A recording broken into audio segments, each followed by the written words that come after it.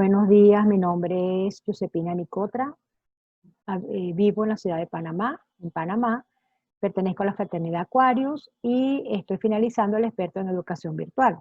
Hoy les voy a hablar sobre el e-learning. A finales de los años 90, Elliot Massey y Jay Cross nunca pensaron realmente cuál sería el impacto de la creación de ese término e-learning, ¿verdad? En un principio pues hubo bastante, vamos a llamarlo, dudas con respecto a esto. Hubo muchas críticas, sobre todo con respecto por parte de los profesores, estudiantes y de algunos técnicos. Sin embargo, en la actualidad, con todo esto que está sucediendo, sobre todo con lo de la pandemia, se ha dado importancia a este término y se ha actualizado pues muchísimo más. Vamos a definir qué es el e-learning. El e-learning es el uso de las tecnologías y de la información y la comunicación, incluido el Internet, en lo que es la enseñanza y el aprendizaje. La educación en línea utiliza el Internet y sus diferentes servicios como una herramienta pedagógica que inicialmente se dedicó a duplicar electrónicamente todos los procesos del aula, virtualizando la educación convencional. Y con ello, lamentablemente, también se virtualizó las falencias que tiene el sistema. Dentro de las características de la enseñanza del e-learning podemos señalar que hay acceso a distancia, no es necesaria la presencia del profesor, hay una separación física de lo que es el profesor y el estudiante, puede darse como una modalidad sincrónica y asincrónica. Decimos que hay una modalidad sincrónica cuando es en vivo directo, ¿verdad? Cuando se da una clase en línea y hay alumnos presenciales. Y asincrónica cuando se da acceso a materiales multimedia en diferido, ¿verdad? Cuando le dejamos materiales a ellos para que posteriormente lo vean en el tiempo que ellos lo consideren. Es accesible desde cualquier dispositivo, desde cualquier portátil, PC, tablet o teléfono inteligente. Siempre está disponible. Otra característica es que es una rica experiencia de usuario y utilidad de los materiales. La enseñanza bajo esta modalidad supone una disminución de la jerarquía y la directividad, ¿verdad? Al tiempo que estimula el trabajo autónomo del alumno y exige que el profesor sea más un apoyo, un animador, un tutor del proceso de aprendizaje, en este caso, pues del estudiante. Dentro de las ventajas y las desventajas del e-learning tenemos que, por ejemplo, hablemos primero de las ventajas, que se ahorra sustancialmente, ¿verdad? Hay un empoderamiento del talento humano. El medio, pues la semiótica del medio nos ayuda al estudiante y al profesor en su transformación digital. O sea, se los obliga a prepararse en este mundo digital.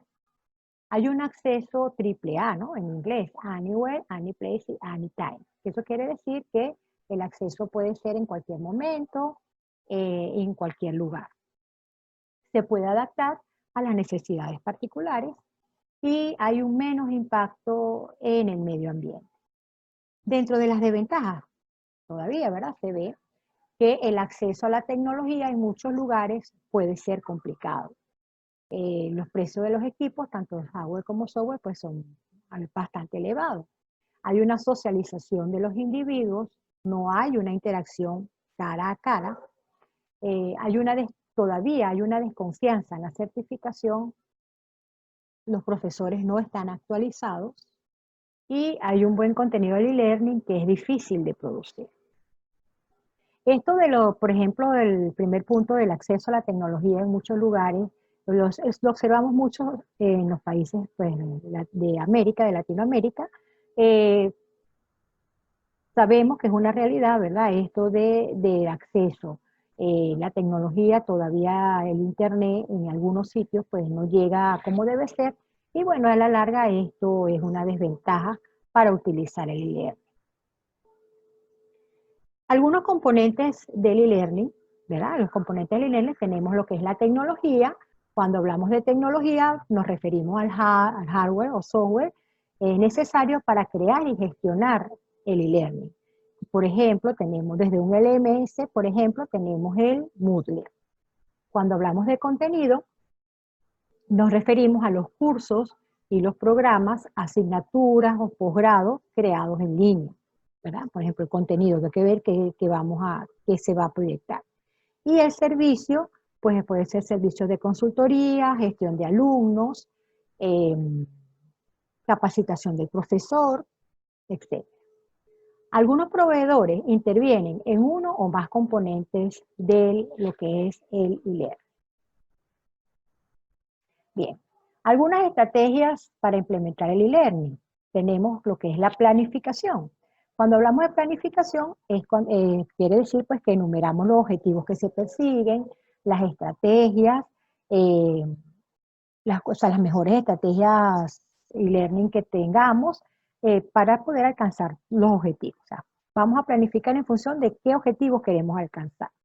Cuando hablamos de finanzas, cuantificamos esa inversión, ¿verdad? Tomando en cuenta todos los elementos que vamos a utilizar. Cuando hablamos del aspecto legal, definimos el modelo pedagógico económico que muestre cómo se enseñará. O sea, todo eso hay que tenerlo bien presente y bien definido. Cuando hablamos de pedagogía, definimos el modelo pedagógico que vamos a utilizar en los cursos virtuales que vamos a realizar, así como la metodología, pues, etcétera. Todo lo que tiene que ver con la pedagogía. Cuando hablamos de diseño instruccional, hablamos de quién va a elaborar los cursos virtuales, igual que quién va a elaborar la metodología, o sea, trabajar en eso. Cuando hablamos de tecnología, hablamos de las herramientas para desarrollar los cursos, la distribución de los materiales multimedia de aprendizaje, etc. Cuando hablamos de gestión, hablamos de control de calidad, atención al cliente y todo lo que es relacionado con los profesores, los tutores, los estudiantes, las autoridades, etc. ¿verdad? Y cuando hablamos de comunicación, pues esto incluye lo que es el marketing, las ventas de los cursos virtuales, las campañas, la publicidad, pues, la creación de buenos productos, etc. Bien. ¿Cuáles son algunas principales plataformas de e-learning? Tenemos lo que es el Blackboard, el Moodle, el Sakai, el Camilo, el Canvas, OpenX o el Google Classroom. Bien, algunas tendencias del e-learning.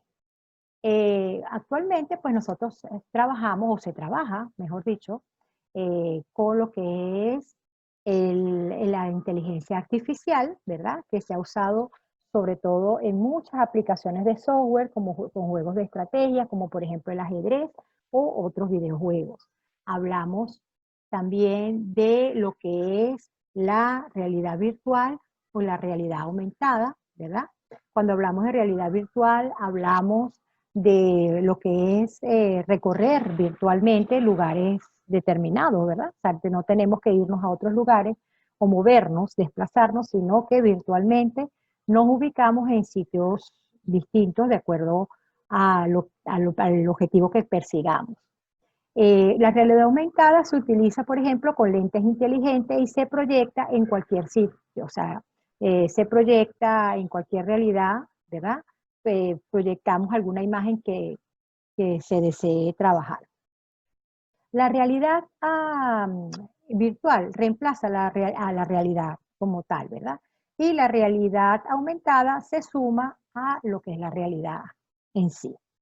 También tenemos, por ejemplo, también tenemos lo que es la gamificación, utilizar los juegos pues dentro como estrategias para enseñar específicamente algún contenido. Hablamos del microlearning, que son videos completamente, o sea, cortos, muy cortos. Estos videos nos permiten visualizar o aprender algunas cosas que necesitemos en el momento, ¿verdad? Por ejemplo, cómo realizar un lazo para una fiesta formal, una corbatina, ¿verdad? cómo decir, por ejemplo, si vamos a un país donde no conocemos el idioma, pues rápidamente saber cómo se saluda. O sea, esos son contenidos bastante cortos y se van a realizar en función de lo que realmente el docente quiera tomar en cuenta para un contenido determinado. Pues los videos como tal, que también se utilizan para que el alumno refuerce el contenido que se quiera reforzar, ¿verdad? De acuerdo a la estrategia que utilice el docente. Como siempre, por supuesto, siempre enfocado en el estudiante, ¿verdad? Y el profesor siempre ayudando, el profesor orientando, el profesor siendo pues tutor. Bien, con esto pues les doy las gracias por su atención. Espero que haya cumplido eh, con el tema que era bastante concreto, ¿verdad? Era sobre el e-learning y que tengan buen día.